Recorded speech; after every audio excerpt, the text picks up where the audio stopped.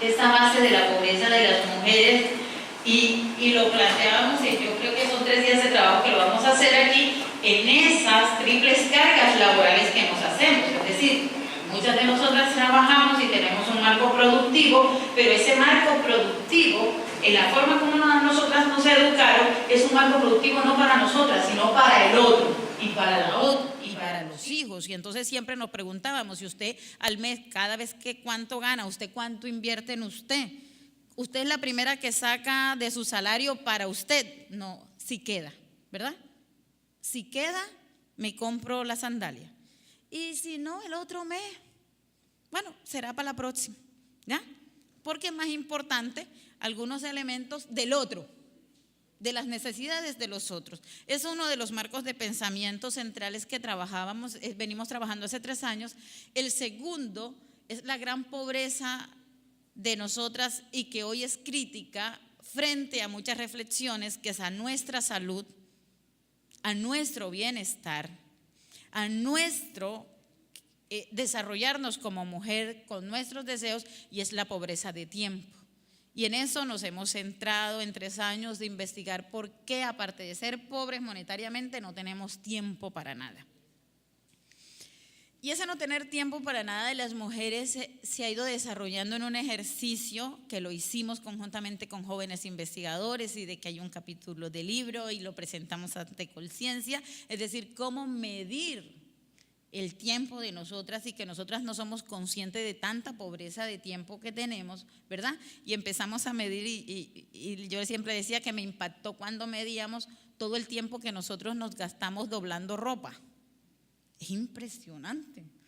Nosotros nos gastamos una cantidad de tiempo metiendo, si por lo menos tenemos lavadora, metiéndola a la lavadora, ¿verdad? Sacándola, doblándosela, llevándosela a cada uno, organizando los closets. Eso es un poco de tiempo. Y entonces, cuando nos planteábamos cómo medíamos el tiempo de las mujeres, no solo nos dimos cuenta que tenemos un problema de tiempo, pero el otro problema central es mental. Cuando alguien me está colaborando, yo estoy vigilando para ver si lo hacen bien, ¿verdad? Entonces también tenemos la carga de vigilancia. Cuando hay otro que lo está haciendo, si está lavando la loza, pero yo estoy pendiente para ver si lo hicieron bien. Y después reviso, paso y vuelvo y otra vez. Entonces, es decir, sobrecargas que nosotros estamos instalando, ¿verdad?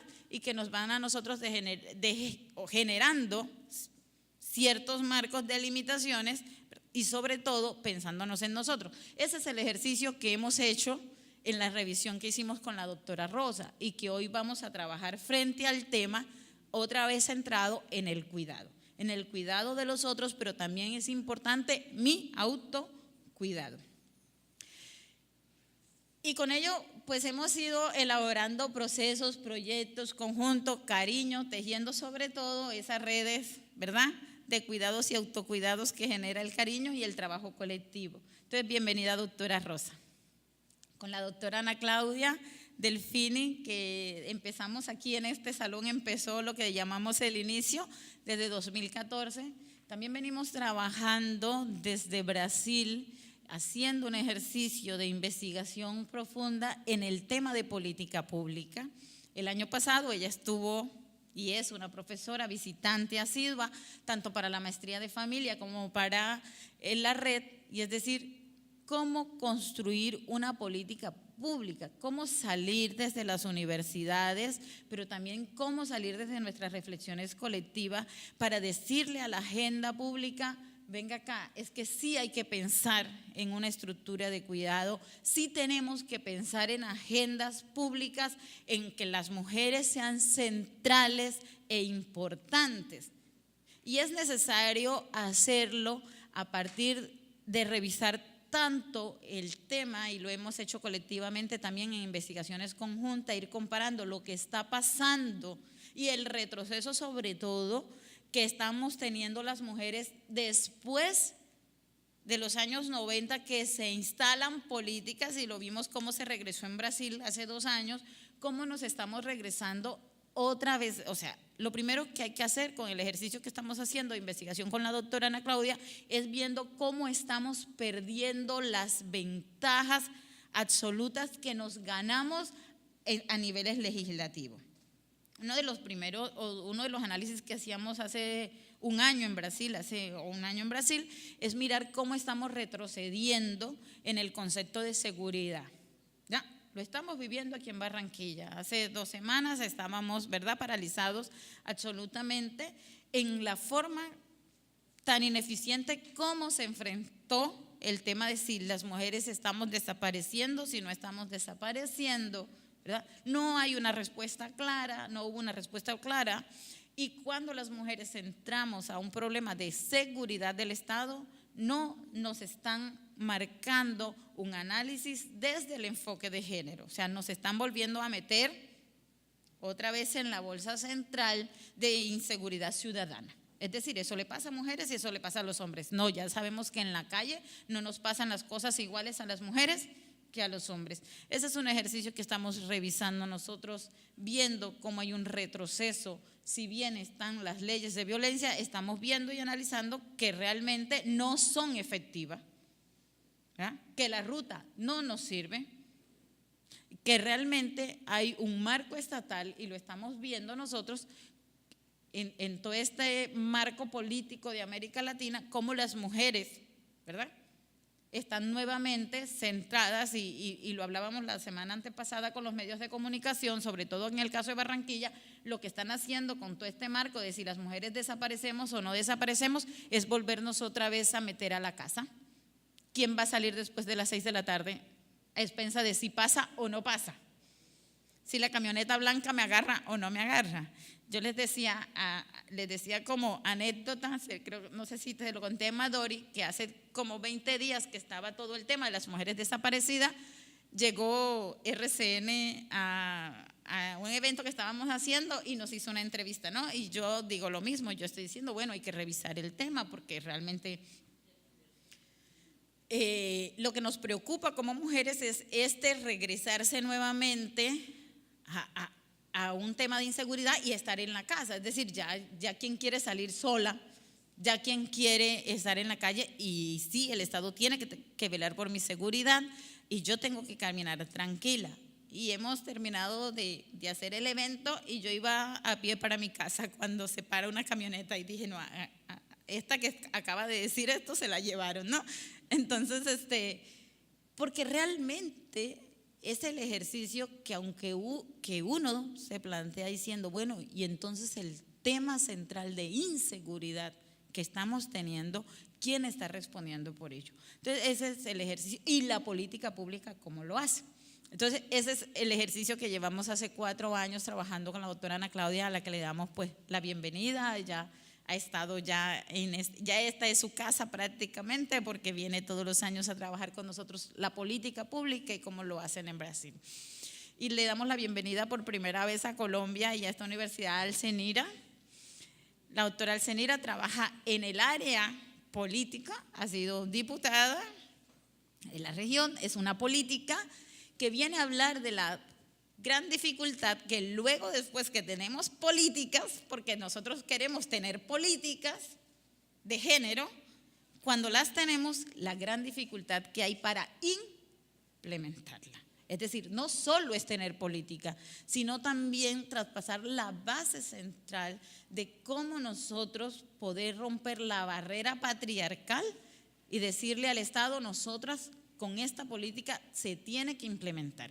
Porque si bien hemos tenido políticas, el problema es la implementación de esas políticas donde no hay una voluntad.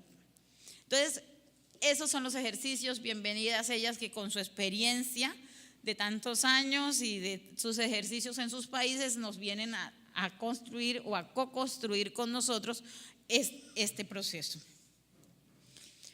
Y nosotros cuando pensábamos en el seminario lo hacíamos con un tema diciendo con mucho cuidado. Y lo queremos hacer con mucho cuidado, ¿verdad? Porque el primer ejercicio que nos vamos a preguntar frente a eso es ¿qué se entiende por cuidado? Y lo vamos a hacer en clave de género. Las mujeres históricamente hemos cuidado. Parece casi naturalizado, ¿verdad?, que cuando están viejos nuestros padres nos toca a nosotras las mujeres, la madre, el que está enfermo, ¿verdad? Ese es un tema que nosotros creemos que es nuestro. Pero nosotros también nos preguntábamos qué significa cuidar.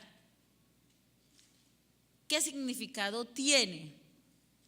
Cuando hacemos esa pregunta, es decir, ¿qué significado tiene para cuidar a mí en mi vida? ¿Yo qué gano cuidando? ¿Por qué yo? ¿Sí? ¿Quién piensa que debe ser yo? ¿Quién y cuándo cuidar? Y ese es un tema que nosotros vamos a ir trabajando, quién cuida y cuándo cuido. Ya yo cuidé a mis hijos, ahora cuido a mi nieta. Digo, ¿quién y cuándo?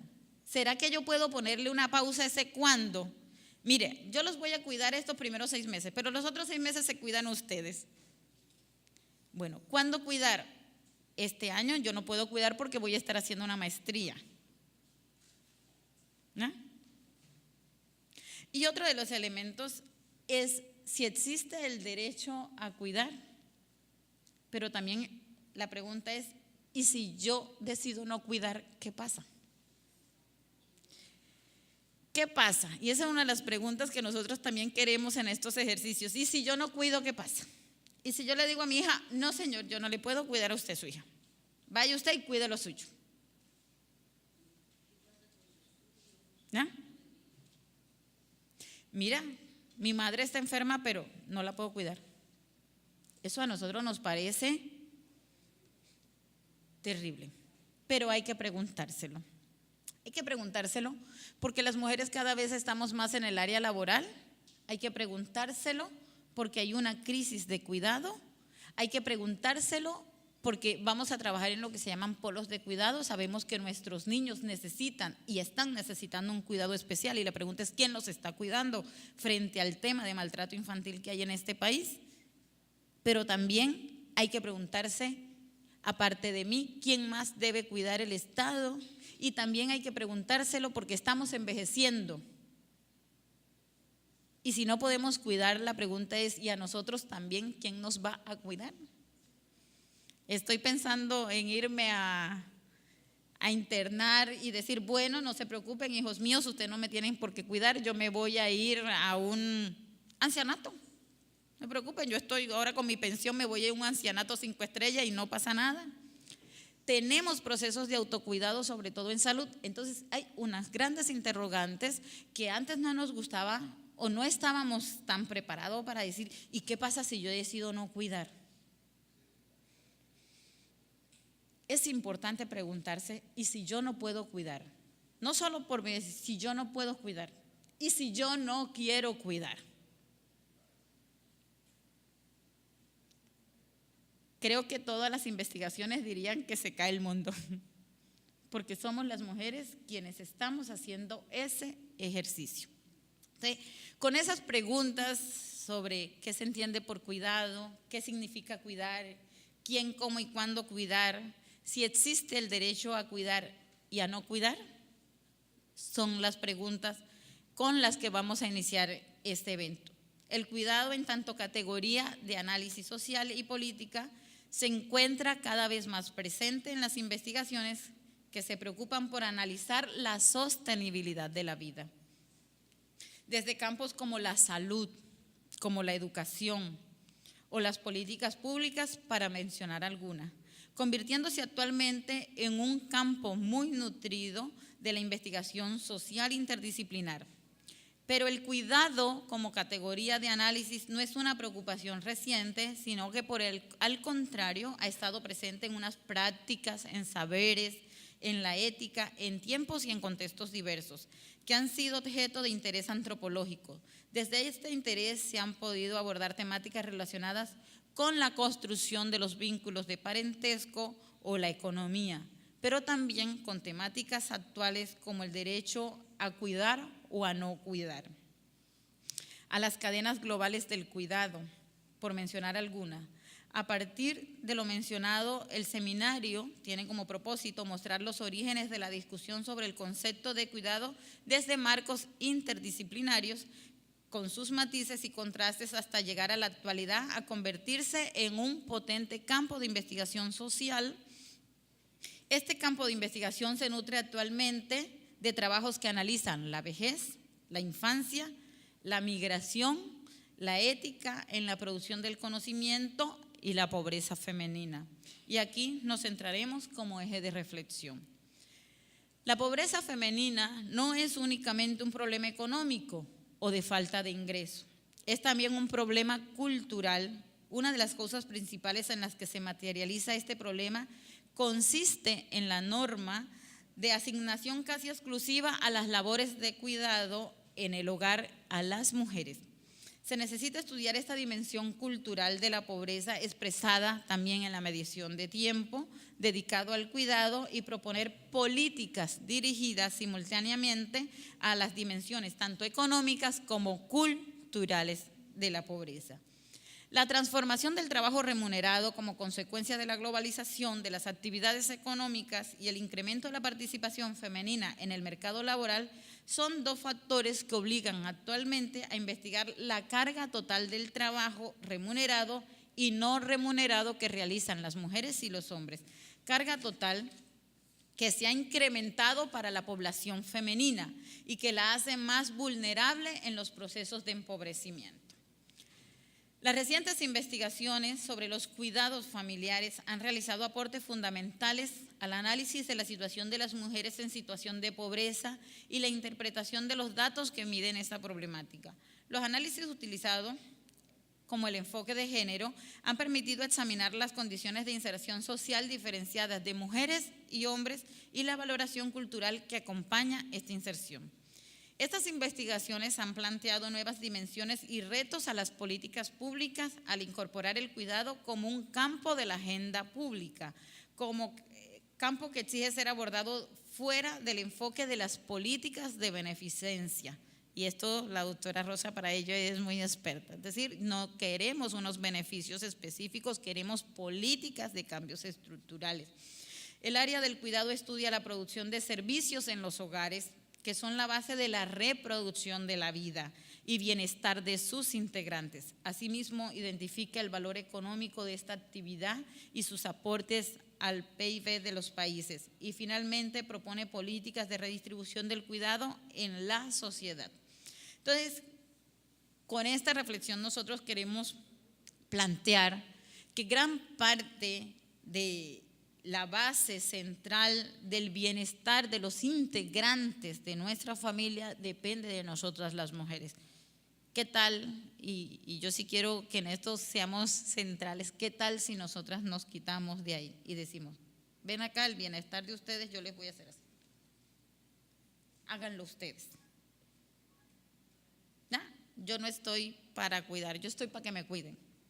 Y miremos entonces cuando pensamos que gran parte del eje central es el bienestar de la vida hoy, en condiciones tan complejas como la pobreza, como la salud, como hoy, como estamos mirando los problemas educativos a los que se enfrentan nuestros jóvenes. ¿Qué tal si yo le quito el brazo, no? ¿Qué pasaría? Pero es importante que ese bienestar de la vida lo pensemos también en claves de políticas. Por lo tanto, el objetivo de este seminario es reflexionar sobre los significados, las prácticas, la representación y resistencia del trabajo de cuidado y sus conexiones con los ejes de la desigualdad de género, clase, también la etnia, la vejez, la infancia y las migraciones. Conocer los avances y dificultades en la constitución del cuidado como eje de investigación y elaboración de políticas públicas. Es decir, también queremos nosotros mirar cómo aportamos desde nuestra gran reserva de conocimiento, porque lo tenemos, ¿quién más sabemos de cuidado que nosotros? Si no, miren su casa hoy quién encuentra una aguja, ¿verdad? Nosotros tenemos mucha reserva y también tenemos, y creo que cuando hemos manejado cuidado, no sé si la doctora Rosa lo trabajará, también somos demasiado, hacemos mucha custodia al cuidado, ¿eh? déjalo ahí que eso lo busco yo, porque yo sé dónde está. Nosotros tenemos una reserva, ¿verdad?, de conocimiento que también es importante cuando se hace políticas públicas, y es lo que queremos en estos 3 días decir, bueno, y entonces yo ¿cómo necesita el Estado que se piense una política pública para mí? No de beneficencia, ¿verdad?, sino una política que me permita desarrollar la vida. Y con ello hacemos la conferencia inaugural que estará a cargo de la doctora Rosa Paredes Paredes. La doctora Rosa Paredes Paredes es licenciada en Sociología, doctora en Estudios del Desarrollo y postdoctora en Ciencias Sociales. Ella coordina el área de posgrado de Estudios de la Mujer de la Universidad Central de Venezuela. Sus líneas de investigación, donde se ha desempeñado en los últimos años, se encuentra relacionada con las temáticas sobre políticas públicas, género y pobreza, políticas públicas hacia las mujeres, política pública y pobreza femenina. Cuenta con una larga trayectoria en análisis de políticas públicas, pobreza y equidad y publicaciones científicas destacadas. Los ámbitos de las políticas dirigidas a las mujeres y la pobreza femenina, desafíos para el desarrollo humano, es una de sus ejes de publicación. Políticas de igualdad, pobreza y participación, políticas públicas, pobreza y equidad. La doctora nos presentará la conferencia, la categoría del cuidado en el análisis de las desigualdades sociales y de género. Bienvenida, doctora Rosa, que es usted quien nos tiene mucho que decir.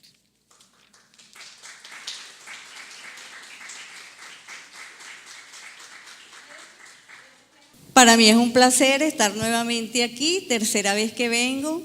Muchísimas gracias a la Universidad Simón Bolívar por esta apertura, este diálogo entre universidades. Como dijo María Noemí, coordino el área de estudios de la mujer de la Universidad Central de Venezuela, donde tenemos una maestría en estudios de la mujer.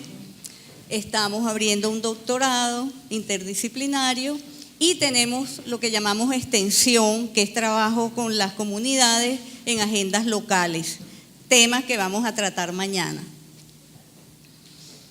Muchas gracias a María Noemí, a la Red ILA por esta posibilidad de encuentro, de intercambio, a la profesora Yomaira por coordinadora, coordinadora de la maestría en familia, y a las estudiantes y profesores que hacen posible que podamos tener este intercambio. El tema que me toca tratar es hablar sobre la categoría de cuidado y su relación con las desigualdades que viven las mujeres, la pobreza, todo ello por razones de género. Quería empezar comentando un poco sobre la categoría, ¿verdad? ¿Qué es eso de cuidado?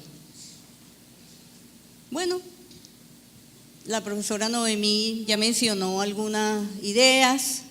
Se ha definido de distintas maneras. Yo lo voy a definir como una norma, es una norma cultural, como un mandato de que hay que cuidar. ¿Y a quién le toca cuidar? A las mujeres. No es que nacemos con una capacidad muy grande para cuidar por tener sexo femenino y por eso lo tenemos que hacer. No nacemos con eso. Los hombres tampoco nacen con incapacidad para cuidar. Nacemos igualitos, como cuando uno compra una computadora que no hay archivos, ¿verdad? Está vacío, ahí no hay información. Luego, con la educación y la socialización, entonces vamos incorporando ideas de que yo puedo hacer esto, esto no, un hombre puede hacer esto, esto no. Esas son las normas de género. Entonces nos socializan y lo internalizamos, que debemos cuidar y que tenemos que hacerlo y es nuestra obligación. Y a los hombres, que eso le toca a las mujeres y a ellos les toca es el trabajo reproductivo, ser los proveedores económicos. ¿Qué consecuencias tiene eso? De que le toque a las mujeres cuidar y a los hombres no les toque cuidar. ¿Qué tiene que ver eso con la desigualdad? Bueno, el cuidado no solamente tiene que ver con el hecho de cuidar, con la tarea doméstica. El cuidado alude también a aspectos afectivos, actividades de protección y domésticas que necesitamos para vivir. El cuidado también nos ayuda a las personas que estamos en la universidad y investigando a ensanchar el estudio de cómo se crearon esas normas de que las mujeres tienen que cuidar, cómo se crearon, ¿verdad? ¿Por qué los roles y funciones para cada sexo afectan la condición social? Porque el hecho de que tengan las mujeres que cuidar y los hombres que producir afecta la vida de ellos y de nosotros. El cuidado también vincula las condiciones económicas, culturales y políticas en las que las mujeres realizan el cuidado. O sea, no es solo un tema familiar que no tiene que ver con la economía, tiene que ver con la economía, porque hay mujeres que por cuidar no tienen tiempo para estudiar, no pueden conseguir un trabajo formal y si son pobres se empobrecen más. Entonces tiene que ver con la economía y con la condición económica de las mujeres, ¿verdad? Tiene que ver con la condición cultural, por lo que decía María Noemí, si no cuida, eso no está bien visto, se siente culpable, se enferma, se sobrecarga y eso tiene consecuencias emocionales, estados depresivos que viven las mujeres permanentemente por la sobrecarga o por sentirse culpable. Bueno, yo coordino una maestría, mi hijo tiene 41 años, de repente hay algunos problemas y todo, y yo no puedo evitar, porque eso está internalizado, ¿será que eso tiene que ver con que yo trabajaba tanto y no estaba con ese muchacho? Eso nos pasa a todos, no nos podemos sacar eso, ¿verdad? De nuestra subjetividad. Yo también soy psicoanalista y atiendo pacientes en la universidad, ¿verdad? No solamente mujeres que sufren problemas de violencia doméstica, sino mujeres con unos sentimientos de culpabilidad muy grandes por esto, porque creen que no cuidaron bien, que lo que está pasando es porque el cuidado que hicieron, ¿verdad?, fue insuficiente. También hablar sobre el cuidado identifica los efectos de realizarlo cuando no es una opción. Porque hay mujeres que tienen la opción de no cuidar y de contratar a otra para que lo haga. Contratar a una empleada del hogar, ¿verdad?, una empleada doméstica. Pero hay mujeres que no tienen esa opción, lo tienen que hacer. Y fundamentalmente son las mujeres que están en situación de pobreza. Y a veces esas mujeres que están en esa situación de pobreza, que realizan las tareas de cuidado, lo hacen en unas condiciones que van en detrimento de sus capacidades. Pierden la oportunidad de desarrollar sus capacidades, no pueden estudiar, no pueden tener tiempo libre, no pueden socializar, ¿ok? No desarrollan sus metas. O se enferman física o emocionalmente. Y normalmente esas mujeres no pueden decidir, les falta poder para tomar decisiones. Y eso es una dimensión política. Dimensión política no es nada más la de nuestra amiga que está en el Senado. ¿En el Senado? Ok, pero que has tenido tus actividades políticas, ¿verdad? Oh, en la Asamblea Legislativa. O sea, esa no es nada más la participación en términos políticos. Tomar una decisión es un acto político. Y muchas mujeres no pueden tomar decisiones, ¿verdad? Porque están en esta condición de pobreza y por la sobrecarga de trabajo. Entonces, el cuidado no es nada más un problema familiar para arreglar allí. El cuidado tiene una dimensión económica, empobrece. Entre los pobres La mayoría son mujeres, eso lo dicen las estadísticas, en todos los países, cuando sacan la cuenta de los pobres. ¿Cuántos son los pobres? Tanto. Entre esos pobres, ¿cuántas son mujeres? La mayoría. ¿Por qué? Por esto que estamos hablando del cuidado. Entonces, cuando se hace una política contra la pobreza, hay que tomar en cuenta esta categoría del cuidado, esta función. Tiene una dimensión cultural, no es nada más una política de ingreso, de darle a la mujer un bono, una transferencia económica. Porque se le da el bono y la transferencia económica para que siga cuidando en el hogar. Ahí no hay oportunidad de salir a estudiar o a trabajar. Entonces es para mantener una situación que la empobrece. ¿Cómo es eso? Una política para sacar de la pobreza que la deja en la situación que la empobrece. Pareciera una contradicción, pero las políticas que hay para sacar a la mujer de la pobreza en todos los países son esas: darles una transferencia o un bono. Se les da esta ayuda, beca, tienen distintos nombres, para que se pueda quedar en la casa cuidando. Bueno, eso las ayuda a sobrevivir. Si esa política se acaba, si ese bono se acaba, siguen pobres. ¿Ok? Es como cuando uno llega a un hospital con alguien muy enfermo.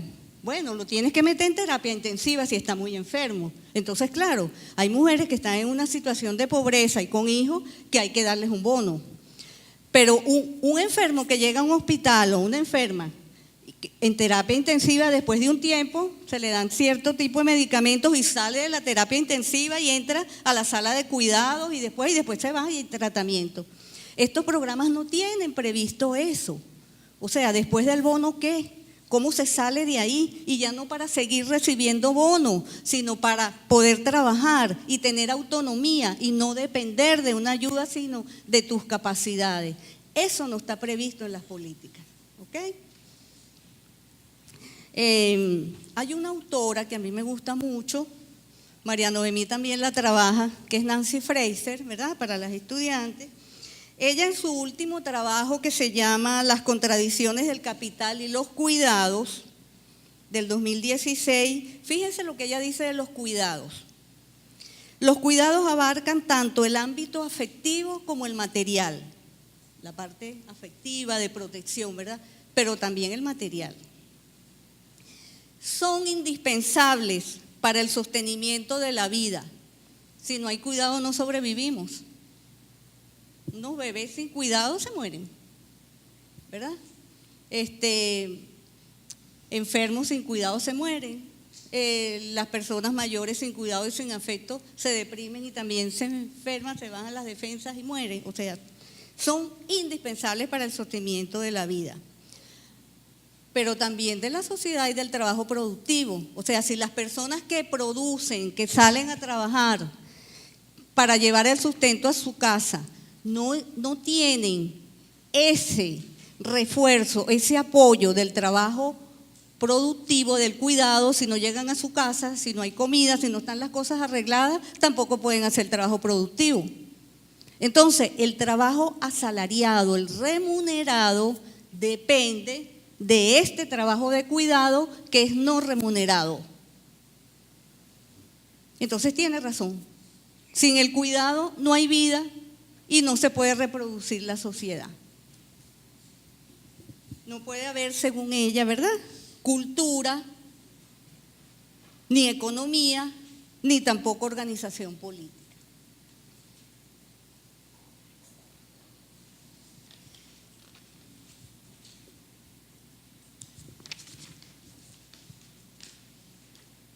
Ahora, esto se puede abordar de diversas maneras, porque como hemos visto, el cuidado tiene muchas aristas, muchas dimensiones, no podemos hablar de todas, ¿verdad? Yo seleccioné unas. Primero vamos a hablar de cuando el cuidado no es una opción, es decir, las mujeres que no pueden contratar a otras para que cuiden, sino que lo tienen que hacer ellas, y que están en situación de pobreza, que no pueden desarrollar sus capacidades. Luego vamos a hablar de quiénes cuidan y quiénes necesitan cuidado en Colombia. Ya lo pero qué maravilla, si me pueden ayudar desde allá. Ok, vamos a ver eso, ¿verdad? Y luego vamos a hablar de los retos del cuidado en sus nexos con la pobreza y la desigualdad. Cuando el cuidado no es una opción. Bueno, como ya conversamos, las normas de género, las normas en las que estamos, mujeres y hombres, ¿verdad?, inmersos en la sociedad, nos hacen una división entre lo que se llama el trabajo de cuidado, el trabajo reproductivo no remunerado, y el productivo remunerado, el empleo, ¿verdad? Esto que le asigna a las mujeres unas tareas y a los hombres otras, produce desigualdad, porque hay una diferencia entre lo que se le pide a las mujeres y a los hombres. Y como ya conversamos, hay unas mujeres que pueden delegar ese trabajo en otras, pero hay unas que no. Hay una alta proporción de mujeres que no pueden delegar ese trabajo, y entre ellas las más pobres. Por eso decía que entre los pobres del mundo predominan las mujeres en todos los países. Y cuando se hacen programas para sacar a las mujeres de la pobreza, solo se le da esa ayuda económica de la que hablé, que se llama transferencia. Es esta diferencia de roles, de lo que deben hacer las mujeres y los hombres, lo que produce los significados del cuidado y la que genera en las mujeres pobres dos efectos. El primero, que este trabajo no remunerado aumenta la pobreza. Ya sabemos por qué, porque entonces no puede salir a trabajar, a conseguir y no puede estudiar, no puede desarrollar sus capacidades. Y el segundo, que este trabajo les impide no solamente acceder al trabajo remunerado, sino les impide tener un proyecto personal, decir, bueno, entonces, mientras los muchachos, no solamente después de los 6 meses, un año, mientras yo puedo hacer esto, tener un proyecto personal independiente del cuidado de los hijos, lo cual es válido. Es decir, nacimos no nada más para ser mamás. Incluso hay mujeres que no quieren tener hijos y eso es una opción. Yo tengo estudiantes que han hecho sus tesis sobre eso, ¿verdad? La opción de no tener hijos. Eso es una opción autónoma, ¿verdad? Acuérdense de los derechos humanos. El derecho a ser y hacer lo que yo quiero y hacer lo que yo quiero. Siempre que eso no altere el derecho de los demás. Pero entonces esta situación impide tener un proyecto personal, impide, me gustaría hacer esto, hacer estas cosas, lo impide, te atrapa, ¿ok? Encarcela. Ahora también, este significado del cuidado permite hacer investigaciones de cómo se expresa eso. O sea, esto no es nada más un discurso, esto se puede probar, lo que yo les estoy diciendo, se puede probar. Aquí vamos a hacer un pequeño ejercicio con los datos de quienes cuidan y quienes necesitan cuidado en Colombia. Un pequeño ejercicio, ¿verdad? Muy rápido, porque esta es una investigación larga, ¿verdad? Yo solo voy a presentar algunos datos de Colombia. Luego voy a presentar una investigación que se hizo en México con datos parecidos, pero allí ya se realizó, ya hay unos hallazgos, unos resultados.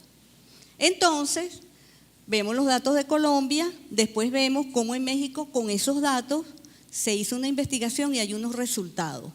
Puede ser que esos resultados en México puedan ser parecidos si se hace la investigación aquí. ¿Ok? Eso lo vamos a ver. Entonces, pasamos a la otra.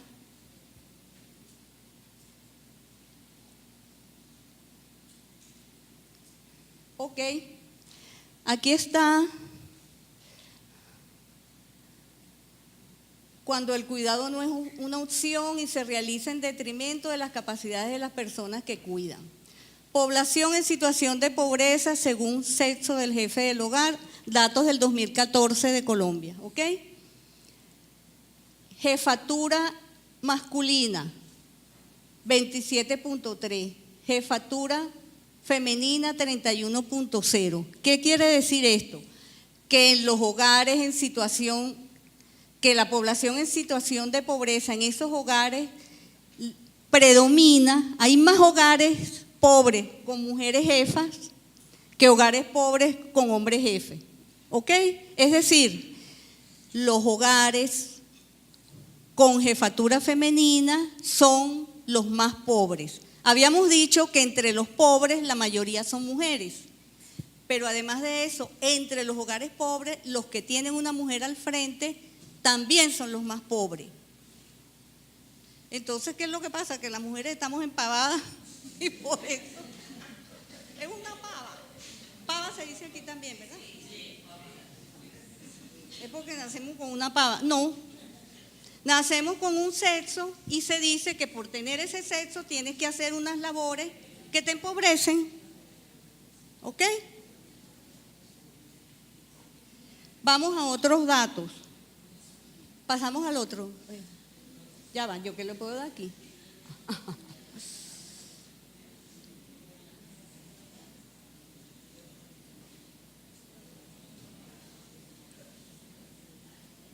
Ok, de esto también habló María Noemí.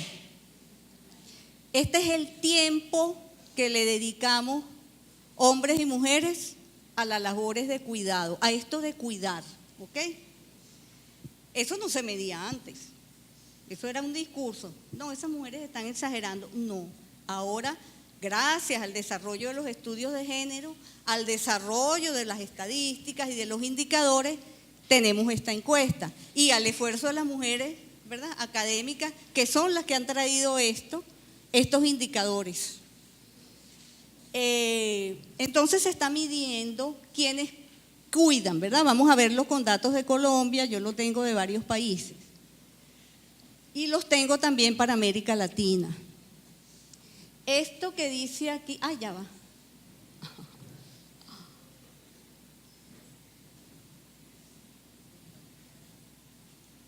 Me fui muy rápido. Ok. Estos son datos del año 2012 de una encuesta que se hizo aquí, ¿verdad? Ese TTT es tiempo total de trabajo. Eso quiere decir la suma del trabajo no remunerado, NR, y del trabajo remunerado. Entonces, la suma del trabajo remunerado y no remunerado en general, en promedio para los hombres, es que ellos le dedican 54.2 horas semanales al cuidado y las mujeres 52.8. Entonces ustedes dirán, bueno, ¿y entonces por qué esa profesora está haciendo tanto escándalo? Si la diferencia es de 2 horas, miren. Los hombres 54 horas semanales y las mujeres 52. Esto es si ustedes ven trabajo total. Acuérdense que trabajo total es no remunerado y remunerado. Ahora vámonos al remunerado. Al no remunerado. Es decir, ¿cuál es el no remunerado? El de cuidado. ¿Ok? Bueno, los hombres le dedican 10 horas a la semana. ¿Y las mujeres? ¿Cuánto dice ahí? Mírenle la diferencia. Pero cuando se hace este promedio, se ve que son 2 horitas nada más. Pero cuando se ve el de cuidado, miren la diferencia tan grande. Ahora vámonos al remunerado. Como decimos en Venezuela, 15 y último. ¿Cuánto? Bueno, en algunos sitios es semanal que cobran, ¿verdad? Aquí es 15, pero el trabajo remunerado. Los hombres, 44 horas.1 a la semana. Y las mujeres, 20.2, la mitad. ¿Por qué las mujeres será que son flojas? Ya no es empavadas, flojas, porque es la mitad del tiempo. Pero acuérdense lo que dijimos del cuidado. Si están cuidando, ¿cómo trabajan? Entonces, este es otro dato, ¿verdad? Vimos las jefas de hogar está aumentando la jefatura femenina. Cada vez hay más hogares con mujeres jefas, ¿ok? Y aquí estamos viendo que las mujeres son las que le dedican más tiempo al trabajo y menos al remunerado, ¿verdad? Más al no remunerado, que es el de cuidado. Otro dato para después analizar la relación de eso, de la jefatura de hogar con esto. Ay, estoy como acelerada. Ok, aquí hay mucho numerito, no lo vamos a ver en detalle porque yo, como me dedico a esto, tengo tiempo para esto. Solo voy a decir la importancia de los datos, porque repito, no es un discurso, no es un reclamo, es una realidad que se mide y se mide con estadísticas, ¿ok? ¿Quiénes cuidan y quiénes necesitan cuidados en Colombia?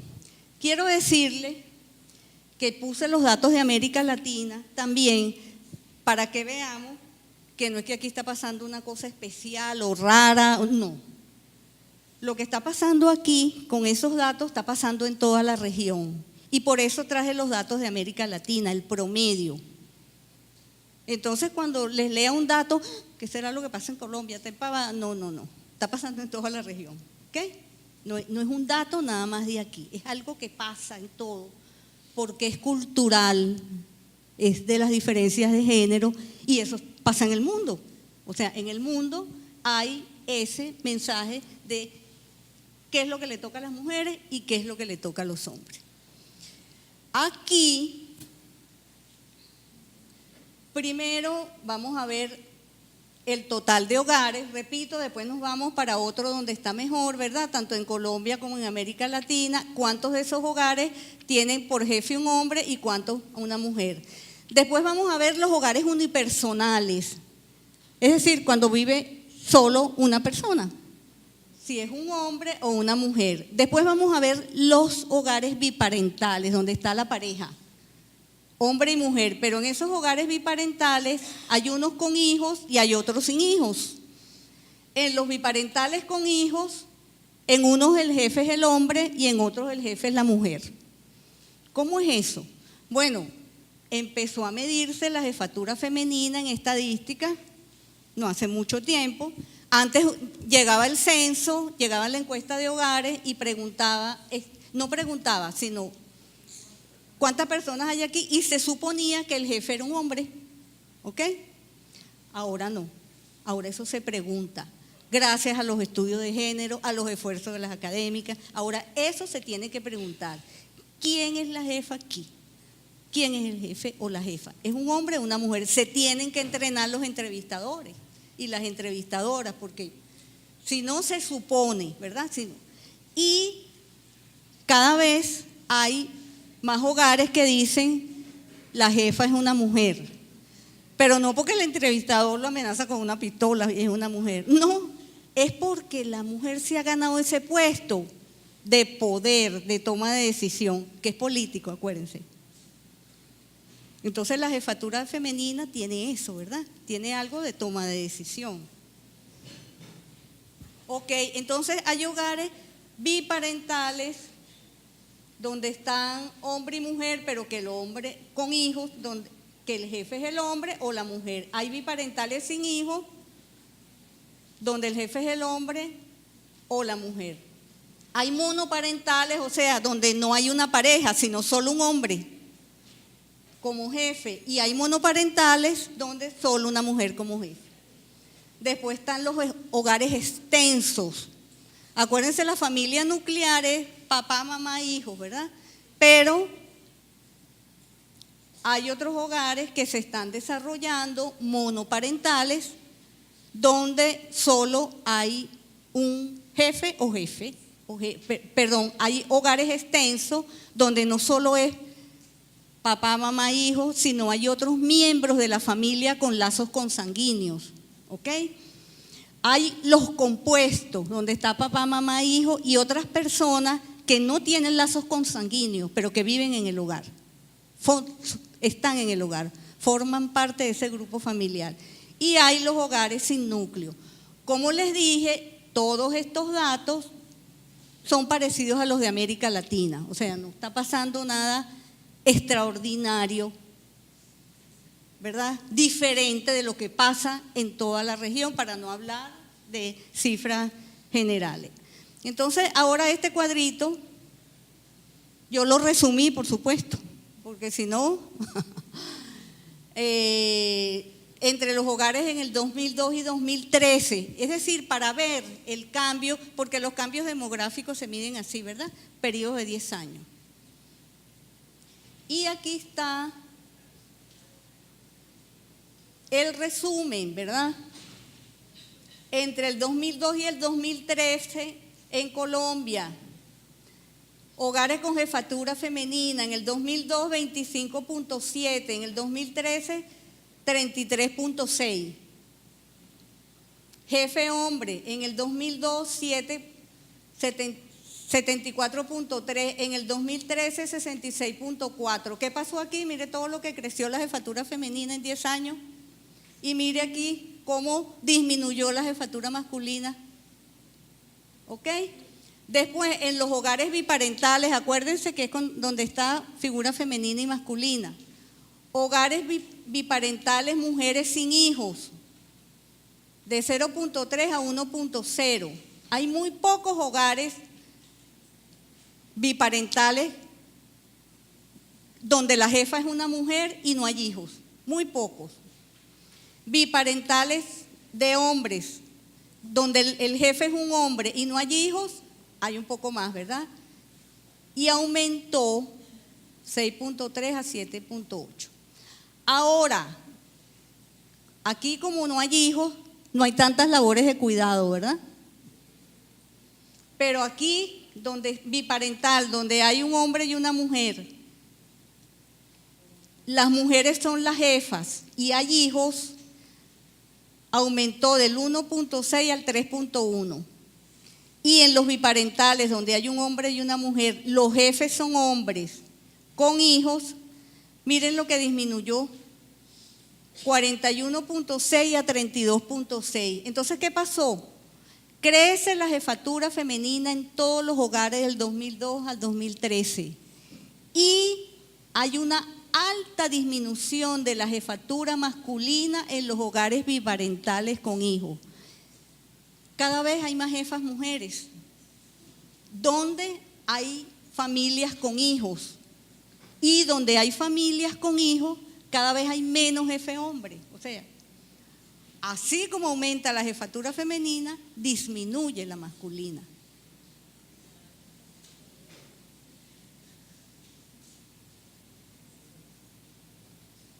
Volvamos a las cifras de trabajo, porque acuérdense que investigar es relacionar, ¿verdad? Esas cifras de jefatura, volvamos a recordar el trabajo de las mujeres, que el remunerado es 20.2, el no remunerado 20.2.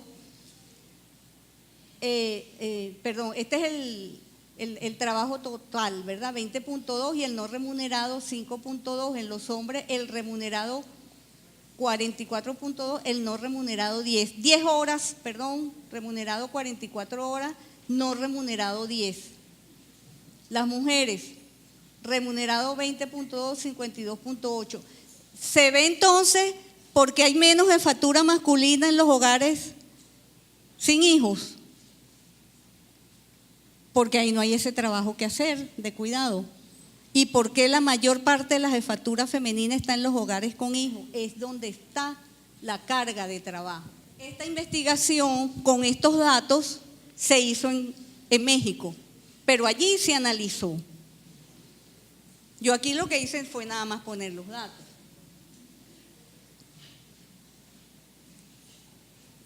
En México se analizaron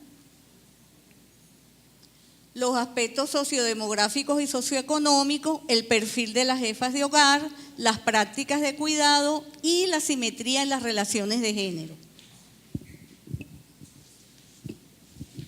Ok, ¿qué se encontró en México en esos hogares parecidos a los de aquí?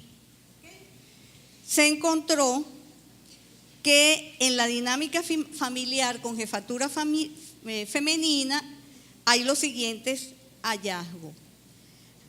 Que hay una variante familiar en transformación y eso, la familia se está transformando en Colombia y en toda la región.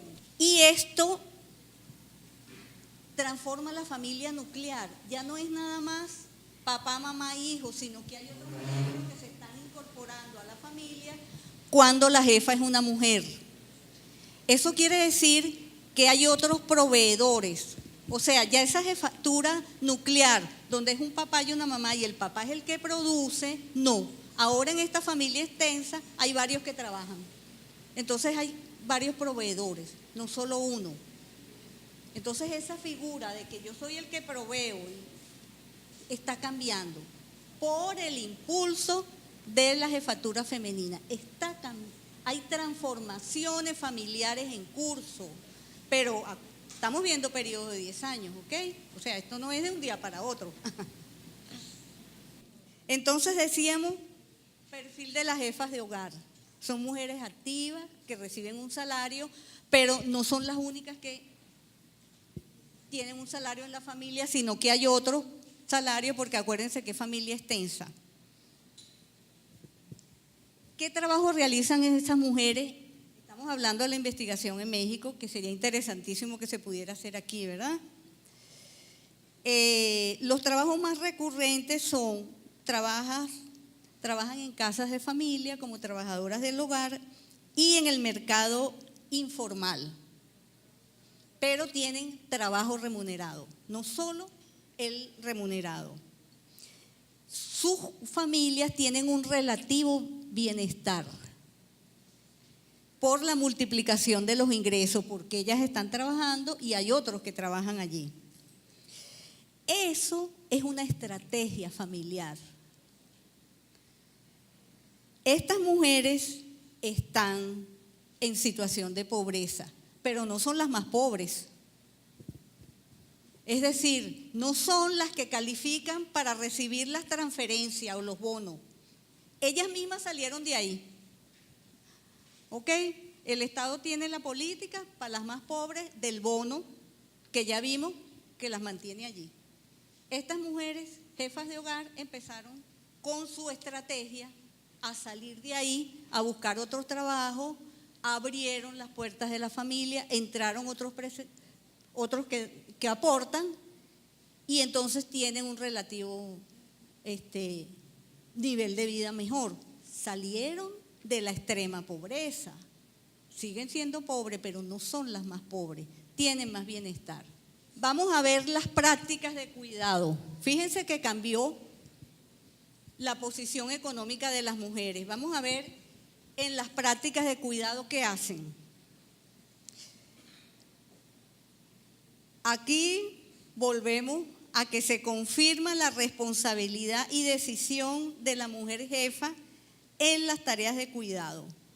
No hay en esos hogares una participación igualitaria de los otros miembros en el cuidado. Sigue siendo responsabilidad de las mujeres. Es decir, ella ahora tiene el trabajo de cuidado reproductivo y el productivo. Está sobrecargada. Está mejor económicamente, pero está sobrecargada. Eso no cambia. Se mantiene la sobrecarga de la jornada femenina con los trabajos más pesados que requieren mayor tiempo de cuidado. Esto indica que sigue manteniéndose una rígida asociación y valoración de las tareas domésticas por género, vinculadas con las supuestas responsabilidades de parentesco. Lo que decíamos, es una norma internalizada. Entonces, sí salen a trabajar, pero siguen haciendo y eso se sigue aceptando en el grupo.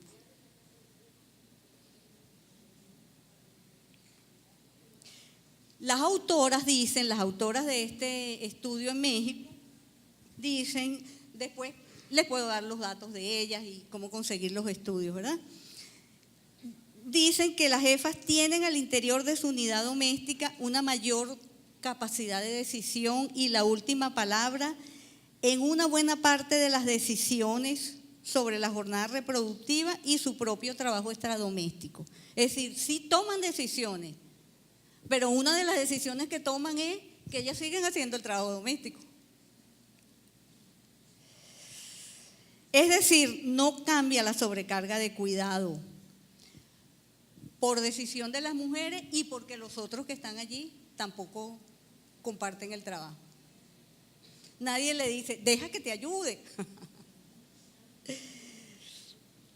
La norma cultural del cuidado está internalizada, está naturalizada.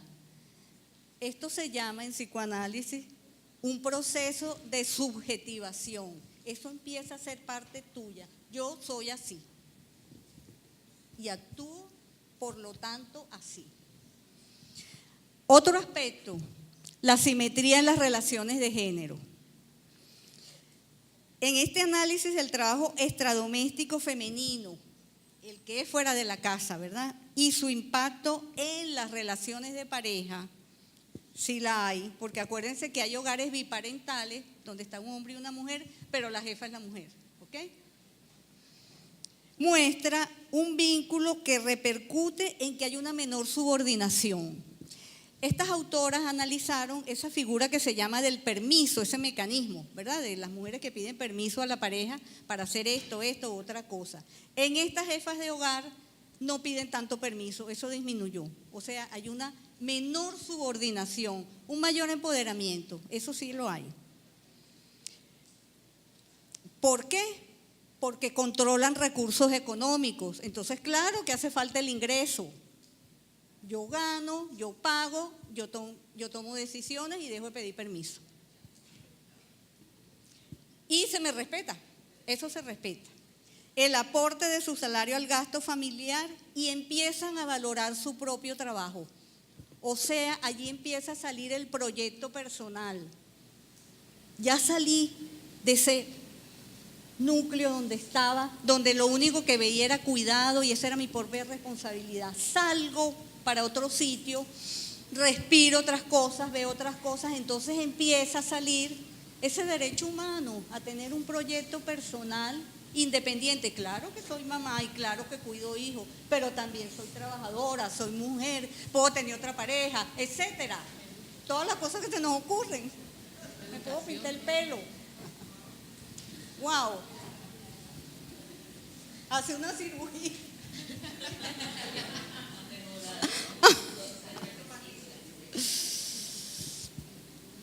Sin embargo, acuérdense que la carga de cuidado sigue, ¿ok? Ahora voy a hablar un poquito de lo que se está haciendo en las políticas públicas, pero solo en el campo económico del trabajo. Luego en la tarde vamos a ver en los otros campos, ¿verdad? El cultural, el político. Pero ahorita vamos a hablar, acuérdense que son varios campos, ¿no? El económico, el cultural, el político y yo agrego, ¿verdad? El subjetivo, porque acuérdense que esto se interioriza. Entonces en la tarde vamos a ver eso, ¿verdad? Ahorita solo el económico, pero en la tarde vamos a ver lo cultural, lo político, cómo es eso, y lo subjetivo, que es la perspectiva del psicoanálisis. Ahora para hablar de lo económico, ¿cuáles son las políticas que se están moviendo? Acuérdense que hablamos de las de transferencia, los bonos, y vimos que eso limita, ¿ok? Y que entonces las mujeres empezaron a trabajar. O sea, no nada más un bono, el bono me mantiene, en cambio si salgo, tengo un ingreso mayor y tengo más autonomía. Y esa no fue una política del Estado, esa fue una estrategia de las mujeres, es la estrategia que están utilizando. Entonces eso quiere decir que esas políticas de bono, si bien hace falta para terapia intensiva, para quien está muy mal, pero por un tiempo, después hay que hacer un puente para la autonomía. ¿Qué se está proponiendo entonces ahorita en políticas de cuidado para que no sean las transferencias? Las transferencias son para las mujeres que no tienen trabajo remunerado. Como las mujeres entraron al trabajo remunerado, hay para ellas las políticas de conciliación, ¿verdad? Que son conciliación familiar, que son los permisos que le dan a las mujeres cuando están trabajando, ¿verdad? Los prenatales, los postnatales, los permisos para cuando los hijos están enfermos, etcétera. Son políticas de conciliación, pero solo para que concilien las mujeres. Entonces se está avanzando en políticas para la parentalidad, es decir, para hombres y mujeres. Porque ¿cuál era el efecto de esas? Que entonces las empresas, como tenían que poner una guardería, si había más de 20 mujeres, entonces no contrataban más de 20 para no poner la guardería. A las mujeres no les daban puestos altos porque si sale embarazada, entonces ¿qué pasa? Los salarios también menores porque ella tiene que cuidar, se le enferma el muchacho y no viene. Entonces el que provee, el que mantiene la casa es el jefe de familia, entonces la diferencia de salario. Entonces eran políticas para conciliar, pero lo que hacían era, dentro del trabajo remunerado, poner a las mujeres en una posición de desigualdad. Entonces, como tanto las políticas para las mujeres que no trabajan remuneradamente, como las políticas para las que están trabajando son limitantes, ¿verdad? Lo que se está proponiendo son las políticas, ¿verdad?, de bienestar y protección social en general, que las políticas se desvinculen del empleo, que no tengan que ver si tienes trabajo remunerado o no remunerado, no, sino que si eres mujer o hombre que tienes hijos, entonces tienes que recibir, ¿verdad?, servicios de cuidado. Estés trabajando o no estés trabajando, que el Estado se tiene que encargar de poner servicios de cuidado en todas partes para que las mujeres puedan trabajar. Esa es una hipótesis. Bueno, primero eso es costoso. Los estados ahorita no están, más bien están privatizando, ¿verdad? Entonces no tienen los recursos para poner, eso se está proponiendo, pero no hay los recursos para que el Estado pueda hacer servicios en cuidado. Entonces se está diciendo, pero no es nada más el Estado, tienen que ser las empresas, tienen que ser las instituciones, tienen que ser a nivel local, los municipios, ponerse de acuerdo con los vecinos, las ONG, es decir, toda la sociedad tiene que cuidar, no es nada más o las mujeres o el Estado poniendo poquitos servicios de cuidado, esa tiene que ser una labor de todas y todos en la sociedad, de hombres y mujeres al interior de la familia y de toda la institucionalidad en la sociedad. Eso es lo que se está proponiendo, ¿verdad? Ahora, a eso le falta una cosa. La idea es que existan servicios de cuidado para niños, tercera edad, personas enfermas y discapacitados para que las mujeres puedan trabajar. Bueno, imaginemos que parte de eso se puede hacer. Pero las sociedades nuestras están generando empleo para que todos tengamos empleo. No hay. Y menos empleos de calidad. Puede haber empleos circunstanciales, el empleo informal, con bajo salario, pero no son empleos de calidad, donde tienes protección social, seguro, etcétera. Entonces son políticas, ¿verdad?, que tienen un amplio margen de posibilidades de que no cumplan los objetivos, porque no hay las condiciones para eso. Se están proponiendo, pero en su propuesta se está viendo que eso se ha ensayado y no hay la suficiente inversión social en servicios de cuidado, porque los estados no tienen los recursos, más bien están privatizando, y tampoco hay suficiente empleo para que las mujeres, bueno, entonces trabajo y pago el servicio. Si no es gratuito, mixto, no hay. Otra cosa que se está proponiendo es que los cuidados sean un nexo entre diversas políticas públicas. Las políticas de cuidado sean el centro de un nexo entre todas las políticas públicas, que es una propuesta de la CEPAL, la Comisión Económica para América Latina, que asesora a los gobiernos en políticas sociales. Es decir, que se genere empleo, que a la vez que se crean los servicios de cuidado, sean una fuente de empleo, que alrededor de eso se genere empleo y que eso se vincule con otras políticas productivas, que se hagan lo que se llaman los encadenamientos productivos y que eso se lleve a nivel local. Es decir, que si yo propongo tantos servicios de cuidado, se crean tantos empleos aquí, tantos empleos allá, en esta rama en la que se está invirtiendo, que cada vez que se invierta económicamente en lo que sea, en transporte, en agricultura, en electricidad y todo, se piense en cómo eso va a impactar el cuidado, ¿ok? Que eso forme parte de todo el tejido económico.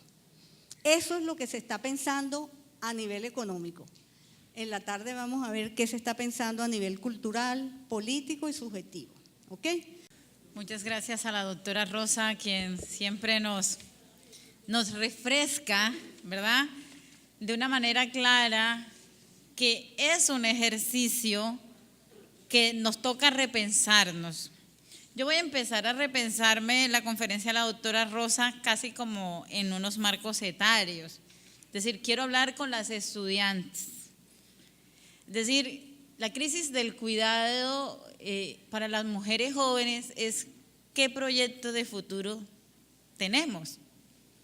¿Cómo estoy yo haciendo una carrera universitaria para un proyecto de futuro? Y generalmente voy a utilizar las reflexiones que hace Marcela Lagarde en un libro que se llama Los cautiverios de las mujeres. Nosotros generalmente queremos hacer una carrera, graduarnos y casarnos y tener un hijo. Estamos analizando un proyecto de vida de nosotras como mujeres alrededor del circuito del cuidado, que no es nada de telenovela. Es decir, las cargas de cuidado, yo creo que podemos hablar las mujeres ya mayores, ¿verdad? Hablamos con Ana Claudia, lo mayor que estamos, diciendo que una vez las mujeres estamos en un marco etario, volvemos a tener unas cargas y unos circuitos de cuidado. Igual muchas de nosotras, por lo menos que somos académicas y que gran parte de nuestro trabajo es delegar cuidado, las que trabajamos estamos muchas veces delegando cuidado, pero que también hay que replantearse cuántos hijos hemos tenido, en qué se invierten nuestros salarios, cómo proyecto ya las triples jornadas laborales, para decir, uno de los ejercicios centrales en los que yo creo que podemos tocar es el tema de la salud de nosotras las mujeres, ¿sí? No hay un proceso de autocuidado por la falta de tiempo, por lo tanto, cuando yo estoy construyendo una vida universitaria, una carrera universitaria, también es importante preguntarse, oiga, ¿y el mundo del cuidado cómo está? ¿Verdad? Segundo, preguntarnos nosotros como jóvenes cuántas cargas de cuidado. Yo creo que se puede aplicar un lema que hay a inicio de año que se llama útiles inútiles, ¿se acuerdan? Útiles inútiles. ¿Cuántas veces estoy generando yo mi proceso de autocuidado para autonomía? A veces nosotros cuidamos a inútiles útiles, ¿verdad? Yo tengo dos manos. ¿Cómo hago yo mi proceso de autocuidado y cómo construyo yo cuidados y una cadena de cuidados en mi hogar? ¿Verdad? A veces es muy interesante y yo siempre recuerdo algunas anécdotas que he visto, también las he vivido, cuando uno llega de la universidad y le pregunta a la mamá, ¿y el almuerzo? ¿Y dónde estabas? Y cogemos unas rabietas porque el almuerzo no está, porque resulta que es que pareciera entonces que las cosas se hacen solas. Y a mí me gustaría, yo creo que la doctora Rosa, con quien aprendimos cuánta carga de cuidado están teniendo las mujeres en la casa, no se nos ocurre a nosotros ni ayudar. Si la ropa no se descuelga sola, ¿verdad?, ahí se queda, ¿ya? La pueden coger la otra semana ya incluso hasta planchada, de tanto llevar sol. Entonces es importante mirar y analizar qué es el ejercicio profesional que estamos haciendo, para qué también estoy construyendo mi carrera, cuáles son los ejercicios que hay para ese circuito, ¿verdad?, en mi vida, a qué le voy a apostar. Porque como bien lo decía la doctora Rosa, algunas podemos elegir y otras no pueden elegir. ¿Sí? Y es importante también planteárselo como jóvenes y como mujeres jóvenes, porque yo creo que hablando en los marcos etarios de las triples jornadas laborales, bien, yo recuerdo la doctora Rosa cuando hizo una conferencia y también cuando vino Ana Freixas, cuando nos decía, ahora nosotras, las mujeres mayores, es probable que estemos delegando el cuidado y pagando por unos cuidados domésticos, pero el macrocuidado que nosotros hoy tenemos financiero de las familias recae muchas veces. Estamos invirtiendo, no se crean que esto de ser una mujer autónoma va de la mano, esto va de la mano de divorcios, no se crean. ¿Ya? Y entonces resulta que como los hombres ya se tienen que cuidar entonces y como nosotros no lo podemos cuidar, pues ya no somos unas mujeres buenas, pues entonces ahí estamos divorciadas todas, ¿verdad? Pero viene el proceso económico que conlleva lo que es las jefaturas de hogar. Y las cargas económicas que nosotros llevamos es importante, pero igual volvemos a las cargas de cuidado a las familias y al bienestar. Entonces, una de las cosas centrales es cómo las mujeres nos estamos cuidando la salud. Y es un tema en el que yo siempre hago referencia diciendo, ¿sabe qué? Somos las últimas en estar revisando nuestra salud, pero también es otro de los problemas económicos porque no estamos logrando las semanas de cotización, o sea, y volvemos al tema de pobre. Y es verdad que es importante ya pensarnos de nosotras como mujeres que cuidamos, ¿verdad? Pero ojo con las estudiantes universitarias, ojo con nosotras las mayores, oiga, tanto trabajo para quedarse pobre, ¿verdad? Entonces, y sobre todo esa pobreza de tiempo que es la que también nosotros queremos revisar. Entonces yo creo que en estas claves vamos a estar trabajando, como lo decíamos, no tenemos mucho afán, ¿verdad? Porque nos estamos cuidando con mucho cuidado y ya que poco tiempo tenemos para hablar, pues que 3 días sean suficientes.